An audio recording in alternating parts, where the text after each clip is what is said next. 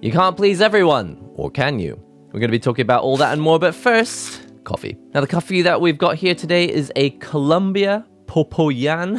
Who knows? Maybe that's a place. Actually, it says SOP as well. I hope that's not a swear word. I have just been, a couple days ago, to an event called Comitia. Now, this event is for indie comics in Japan, and it really made me think about what it takes to be successful, whether it's making videos, maybe it's playing video games, or maybe it's drawing comic books. I haven't been to Comitia for a long time, and in fact there was a series that I was doing a very long time ago on a different channel. Myself and a number of friends, we were trying to see if foreigners can make manga and whether they could actually sell it in Japan. Coincidentally, I did actually meet some foreigners who are living in Japan who were at Comitia and selling their comics. But what I really wanted to search and find the answer for this time was, how much do you need to be making the popular thing in order to be successful? Well, what is success? How do you even define that? Anyone, whether you have a YouTube channel or not, everyone is kind of stuck in this system where you're constantly hoping for approval. In fact, it's nothing to do with apps. I think it's just the human condition to always want approval. I find it really interesting to analyze how much we need approval. I'm not trying to say that we don't need any approval whatsoever, but it has got to this point where it feels like even if we had a sensible amount of approval, it might not be enough. People are posting stuff on the internet, and if they're not going viral, it's like, I haven't made it. My video only got 100,000 views. It's like, what are you talking about? Your video got 100,000 views. That's insane. That's incredible. Now, I'm actually going to put this at about 5.1. I find like that's a good place to start. But getting back to this event, Comitia, what I wanted to see specifically this year was how many creators are out there that are just sticking with the type of content they want to create. And what is the balance required in order to have some amount of success? Let's grind! So what I was looking for when I was going around this event, and by the way, of all the events in Japan, this is the one that I think is probably closest to actual just indie comics, as opposed to drawing fan art of other things. I want to get back into drawing comics because I've always loved doing it when I have successfully finished anything. It's always been good fun. But the question is, do you need to match the popular style? Because if you draw anime, I'm not saying like if you draw anime styles, like if you draw art that you want to be successful as an illustration in Japan, or if you draw art that you want to be actually usable in an animation in Japan, or if you draw art that you want to actually be used in a video game, then you probably need to match some of the popular styles. There's so many reasons why professionally and career-wise, you might need to be able to draw in the popular style. So what I was looking for specifically while walking around was how many of the artists out here can see the popular prevailing trend, like super cutesy this, or super BL that, or just whatever it is that's popular. Mostly it was just isekai and fantasy stuff. How many people were actually able to avoid the main prevailing popular styles and still get their stuff sold?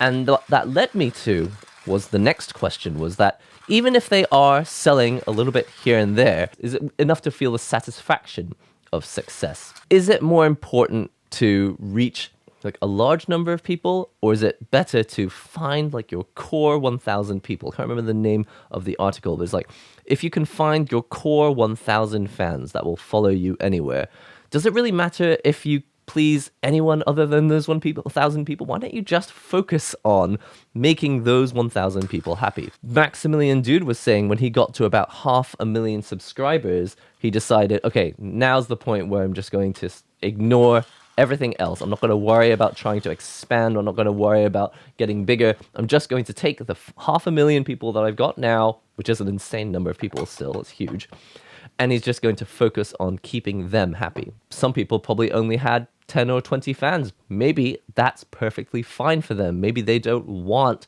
to get mass success. In fact, maybe taking pictures of really obscure trains that are now out of service, maybe making a comic about that, is exactly what you want to do, and it doesn't even matter to you if you sell a single copy. Maybe for you, the joy is just showing up at the event and representing old train otaku. Like, that's your thing. How important is it to please everyone. In this book, there are like 5,000 people, and their idea of success and who it is they want to please, it varies wildly. Now let's preheat these devices.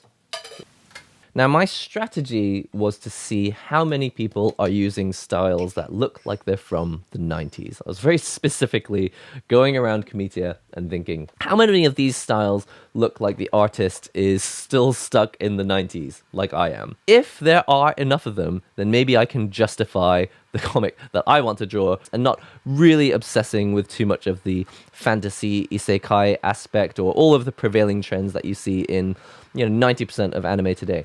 And that's not to say that I dislike those things. I love myself a bit of isekai or fantasy. While walking around Comitia, it was really refreshing to see how many people were out there showing their comics. But moreover, it didn't appear that anyone really worried at all about whether a large number of people were coming to buy their stuff. Now, definitely there were some younger types that I think it seemed a lot like they were maybe from a school, and Comitia was kind of a goal for them. Like, we're gonna get to Comitia and we're gonna sell 300 copies. Like, it seems like they had specific goals like that. But there were a number of people who it just seems like this is their home. This is their village. I felt like I was visiting them in their village, and they were just, sitting there with their straw hat selling melons, and they don't even really care if they sell a melon today. It's just what they've been doing for the past 20 years, and they're going to do it for the next 20 years. And it really felt like there were some creators there who you might think, you should be trying harder. You should be trying harder to sell your stuff to me. I'm a customer. But actually, I felt more like I'm visiting this kind of relaxed town where people know their place. I'm the one that sells melons. I'm the one that sells pizzas. I'm the one that sells corn on the cob or whatever. And if a customer that wants corn on the cob comes by, I'm more than happy to help them out. Now, for sure, there was a lot of isekai stuff, but it definitely feels like Comitia is this like home. It's like a home for people who just want to be themselves. I have like a huge amount of respect for people who can like just find a place where they can just be themselves. Not because being yourself is more important than being popular. If you want to go down the path of being popular and you want to do all the training required to become a dancing genius that can, be on stage with a pop band and, service like an arena of like 50 million people, that's insane. That's amazing. You should totally do that if that's what you want to do. It just makes me really happy that there is a place where people can just go and be themselves and not feel any of the pressure that I actually felt a lot of or saw a lot of on the internet. When you're on websites like, for example, X or Instagram or TikTok, there is this idea that you have to be doing really well to be and for your activities to be like worthwhile on there at all. Twitter has become a platform, and YouTube as well, and TikTok as well, and Instagram as well. I feel like a large number of these websites have become platforms that have really proliferated this idea that something needs to be worth doing if it's going to be done at all. But no one really defines what it means for something to be worth doing. But when you go through an event like Comitia, then you really feel just how different things are on the internet versus, in real life. And in real life, there's none of that aspect of, oh, only this big shot person is doing well, and only this person who draws like insanely beautiful artwork is doing well. It's like people are happy to just do their own thing and come to their own idea of what it means to succeed. Success doesn't have to mean any kind of recognition whatsoever. It's all about the satisfaction. What are you trying to get out of this? And if you're getting it, then all the power to you. Yes, there were some people who were taking advantage of prevailing popular styles and using that to propel their work forward and maybe get it seen by more people. But there were just as many people who were like, you know what? I take pictures of old broken signs and I'm going to put them in a book and I'm going to print them, and that's going to be my thing. That is so relaxing and kind of satisfying to see when you spend too much time on the internet. A person like me, I definitely spend too much time on the internet. avoid my barista elbow. Ready to turn you into some espresso. Just drop that in there.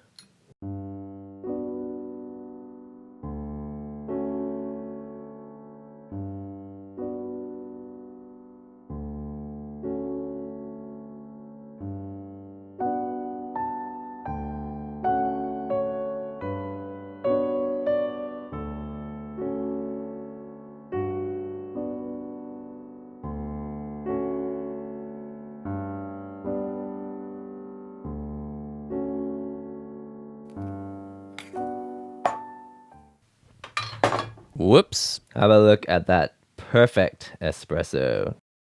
Oh, I realize I have the same reaction with every coffee, but it has like a nutty tobacco kind of thing going on there. You know, I walked past this table and I was just like, I didn't really give it a second look because it didn't really appeal to me, right? Basically, it was like two guys, like one guy in a suit and one guy in just like a cardigan or a sweater or something. But their heads were like a camera and a toaster or something. And I didn't really understand it. So I was about to walk on, but then the creator like reached out to me. They're just like, oh, would you like to have a look at this comic? I was like, well, what's it about? And they're like, well, you've seen those ads at the beginning of Japanese movies. They've got like two people in suits and they're dancing and one of them's got like a camera for a head and the other one's like a police siren. And I was like, oh yeah, I've seen that. She's like, well, basically they're characters like that. They've got just objects for heads. And I was like, oh, well, that must make it really difficult to draw their expressions. She's like, it really is. For me, it wasn't something I initially gravitated to. I didn't see like human bodies with cameras for heads. I was just like, okay, I mean, I need a character to have a face. Otherwise, like I don't get that expressive information. But I did recognize that it was kind of a unique concept. So when I started walking away, and then I saw a couple of people like running towards them, just like, oh yeah, give me the new issue. Like, let's tell me about what's going on with you. It's like, oh, I'm so glad I caught you before you left. And so like, it's just, you saw that same scene play out over and over and over again at this event. Where tables that you would think, okay, this is really niche. I'm not even sure if anyone's really into this. And as you're walking away, you see some of their friends or some of their fans or completely new people showing an interest in this thing and being genuinely happy that that thing exists. And I think that's a wonderful thing. I think it's something that is easily forgotten in this day and age of the internet, where it's like, okay, certain topics are shooting to the top. If you do like a K-pop dance, or if you catch someone crash into another person's car and you happen to have your camera running so that you can catch accidents that happen. Like, there's so many things that are like trends in short form video. And if you can jump on those trends, then you can enjoy some of the monetary success, some of the numbers success, just seeing the view counts go up. But the question is, if you chase views and if you chase money, then what comes next? What happens when you've like made 1 million views? You're like, yeah, I got 1 million views. Will you really be satisfied? Was 1 million really a significant number to you? Are you going to be like, I've made 1 million. I can continue making videos and I'll always be happy. It probably won't go that way, because the way that the mind like defines success, when you're basing the things on numbers, you may think that you have a static goal in mind. You might be like, 1 million views. If I could just get 1 million subscribers or 1 million views, then I'd be satisfied. But then you'll get to 1 million views and you'll be like, oh man, I need like 5 million views, because you'll start watching the other channels which are getting 5 million views on their videos or 10 million views on their videos, or maybe they've got 300 million subscribers. There's so many metrics beyond what you're already on right now. For example, you could get to 40 million subscribers on YouTube and then feel kind of empty because you're like, well, I made all the number goals that I could even possibly think of. Maybe you've got more subs and more views on a video than anyone has ever made, but then you start to see something over there. You know, the grass is always greener on the other side. You see videos by people that are getting like, 1,000 views per video, or like 10,000 views per video, which is like millions less than your current success. But you're like, oh man, the way that person is connecting with their viewers, the way that they're making like this close-knit community that they could even like hang out when they visit at an event. They could say, hey guys, I'm going to be at this event. They can just hang out as a group of like, 50 people who follow the channel. I wish I had that. There's always going to be this element of the grass is always greener if that's how you measure your success. Because if the way you measured success from the start was seeing something over there that you want and arriving at it, then even when you arrive, you're going to see something else somewhere else that makes you wish that you could like arrive at it. Whereas, if that's not how you define your success to begin with, if it comes back down to being creative and just connecting with people who genuinely love your work, if you get the joy from satisfying those people, those fans, then you don't have to worry about any numbers whatsoever. Except, and here's the clincher, you need to be able to support yourself. And this is why it's kind of a back and forth battle for any artist, for any creative, for any YouTuber, for any person with an Instagram account, for pretty much everyone everywhere. Whether you're creative or not, there's a large aspect of throwing stuff out there and seeing if it sticks, seeing if it gets approval from other people. Often, the most common one I think most people will go through is when you're young, you'll try and date someone. You'll be like, I see someone over there that I like. I've hung out with them. I like their personality. I like the look of them. Let's see if we can go on a date. And you go over to them and you'll say like, are you busy on Friday? Maybe you'd like to go to the party together. Maybe we could walk there together. And like, you might not even like say it as an actual date. You'd be like, find a way to make it just sound like, oh, we're just going as friends. But maybe it'll be a date. And that's like crucial to the human experience. So many things in our lives will be throwing it out there and just seeing if it sticks, seeing if it works out. And the same thing happens with creative work. It's not dating, but you throw something out there and you hope that it sticks. You hope that people connect with it. And if they don't, then you're in one of two camps. You're like, well, I never really cared if other people liked it. I just want to make the thing that I want.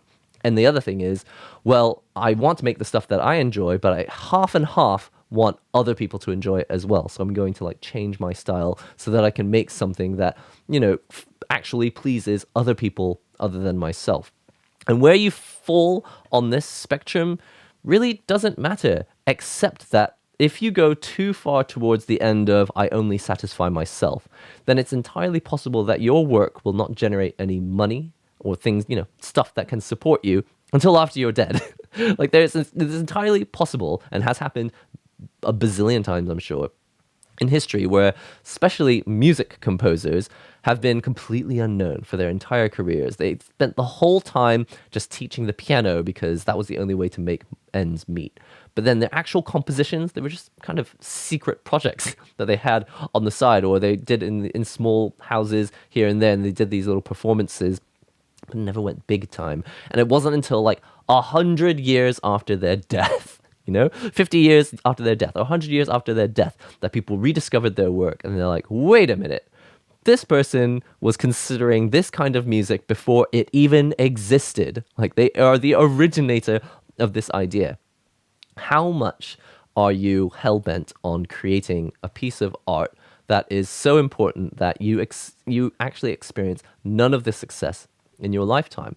That's a completely one end of the spectrum. And on the other complete end of the spectrum is, I need to be celebrated in my lifetime. It doesn't matter if I do what I want. I have to make what's popular. And I think the best example of this is the anime Bakuman, which is obviously originally a manga called Bakuman. It's about two boys. And they're just like, instead of playing the manga game, where we just kind of make a manga and hope that it's successful, and if it's not, we fail, whatever. In that manga, in that anime, they decide, like episode 1, we're not going to play it that way. We're going to force this thing to succeed. We're going to analyze the industry. We're going to understand what people want. We're going to have a story that's incredibly solid with a foundation.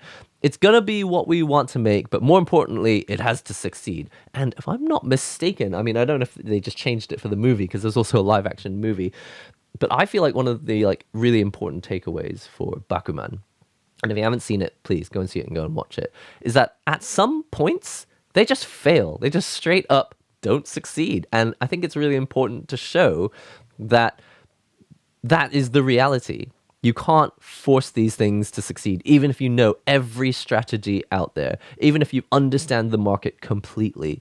Sometimes it just doesn't work out because the industry just happens to not latch onto it. So you can have all the strategies in place and still not work out, which means that, going back to the spectrum, if you're on the far end of the spectrum that thinks, I'll just sacrifice my own integrity and just make what other people find really popular right now, if it doesn't work out, and there is still a chance that you can't control that it won't work out, then you'll have zero integrity and zero success, and you'll be left with nothing.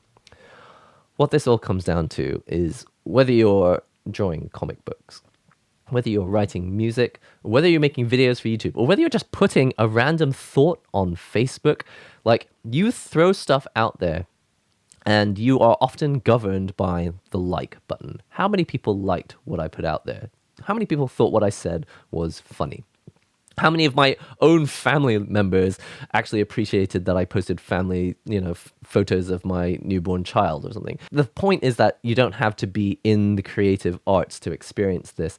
The way that smartphone technology and social media has been built, everyone has this aspect of life relevant to them now. So I ask you, are you out there to satisfy everyone, or are you out there just to satisfy yourself? Or do you feel like you have a fairly good happy medium? Because I feel like for the longest time, I haven't had a very happy medium. I know that I've bounded back and forth between these things, but definitely on this channel and seeing YouTube change over the past 10 years, I have found like success in certain genres. Like, I made an iPad review. It's just like, it got like 100,000 views. And then I made a video about like Mobile Studio Pro, and that got 100,000 views. But then I made a video about like a PlayStation console, and that got like 2 million views. And it's just, you don't know where the success is going to come from. And if you do always follow what's successful, which is one of the strategies that was working on YouTube for a while, you do end up with a channel like mine, where it has just kind of gone in all sorts of directions. And in some ways, that makes it lost and a little bit confused. But now that I'm thinking about it again, like a decade later of doing this on YouTube, I'm actually really happy with the way that the output has gone on NihongoGamer, on this channel. Following certain amounts of success has led me to areas that, I wouldn't have explored further. I honestly don't know if I would have explored arcade sticks nearly as much as I had if people hadn't shown such a good response to it through comments and said like, oh, you've got to check out this arcade stick as well. You've got to check out this arcade stick as well. You've got to try this fighting game as well. And going down these various rabbit holes has been a lot of fun for me. And I think for me on this channel, it has really solidified and concretized my idea that I really just want to satisfy fans of this channel. People who come and see these talk videos, but people who also see like arcade stick reviews, or people who also see unboxings of iPad products and think, I'm here for any of it. I'm here for whatever it is you're showing. And I have really enjoyed, and I want to say I really appreciate all of you who do stick around for everything. Because I know full well that if I make an iPad video and it's going to get 50,000 views, I know that if I make a coffee video after that, it might get like 50 views. It might get like 3,000 views. There's no predicting exactly how many people it's going to please. But what matters to me is that it's not the number of people that I'm pleasing, it's the type of people I'm pleasing. It's who I'm pleasing. And the people who I want to please are the core fans, the people who are like, I'm here for the ride. I'm really enjoying this. Show me whatever it is you've got to show me next. So I just want to say thank you again to everyone who's been around for the ride. It's not over yet. Let's keep going. Let's see where this roller coaster ends up. I mean, I don't really think I could have predicted that I was going to show you this comic today. Basically, it's a time, I have time during the day sometimes to make a coffee. I'm like, you know what? While I'm taking this break and making a coffee, I'm going to make a video. Why don't I show you what I've just been to the past weekend, an event where people were being unbelievably chill. I might actually talk a little bit more about this topic, specifically the art stuff, on my sub-channel. So if you're interested, do check out Focused Lines. But if you enjoy these coffee videos and you want to just come along for the ride, who knows what I show you next, do subscribe to the channel and check out this video next, because I'm sure you're going to absolutely love it. I've really enjoyed making this coffee with you today. I mean, I don't know if tobacco is actually the right word to describe it, but it's like, smoky. I really love the flavor of this coffee. That's all for today. I've been NihongoGamer. I hope I'll see you real soon.